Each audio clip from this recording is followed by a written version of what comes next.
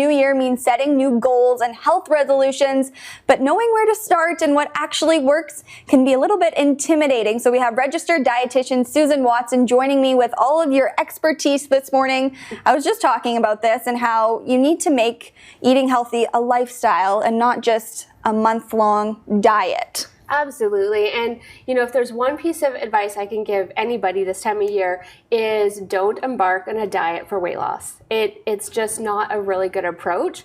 Diets have a 95% failure rate and put people at risk for poor self-esteem, poor body image, and ultimately could lead to an eating disorder. It really sets you up for failure as well because you have all these goals in mind and then maybe you're not able to attain them and I feel like you get a little bit hard on yourself. Yeah, and a lot of times people take a look at weight loss and they think of it as a goal, a certain number or what have you. And when we really want to look at making health behavior changes, we want to think of that weight loss as an outcome of behavior change.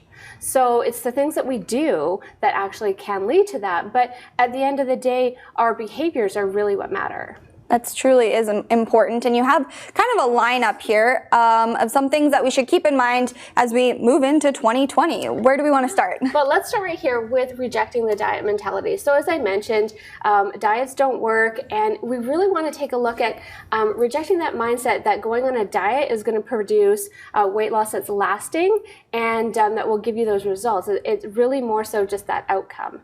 So we want to reject that diet mentality, which can be hard because we live in diet culture and it's all around us.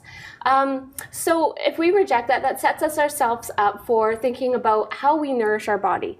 So are we regularly giving ourselves good meals and snacks that nourish us and keep us sustained? So I've just got kind of a picture here of, you know, having a snack. If you're going from lunchtime to dinner, chances are when you get home, you have that rip the fridge door off syndrome. So it's a good idea to have a snack, right, and plan for that.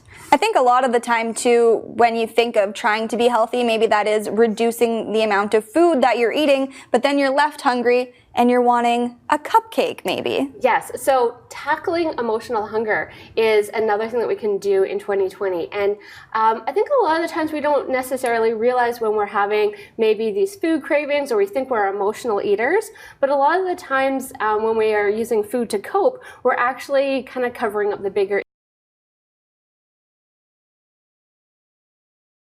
issue. So I've just got a sample here of a journal. So maybe next time you have a food craving or you're using food to cope, before you have that food item, maybe just take some time, pause in that moment and go, what's going on? What am I feeling? What do I need? And document that and see, you know, if there's some sort of patterns or consistencies that are happening when you're using food to cope with the situation. And I think a lot of the time myself, I might grab the cupcake or the chocolate bar, but then I'm headed back to the cupboard for something else afterwards, rather than if you make maybe a healthy meal with some trail mix and a granola bar, you're going to feel a little bit fuller. Yeah, and that goes back to how are we nourishing ourselves, right? If we're not paying attention, we're not meal planning, if we're going too long between eating, or even choosing foods that don't give us sustainability, or we're making a health choice, right? Like having a salad versus maybe a balanced meal, then often that can happen too. And finally, before we go, we were just talking earlier about maybe not feeling as guilty if you do end up eating the bagel. Absolutely. So making peace with food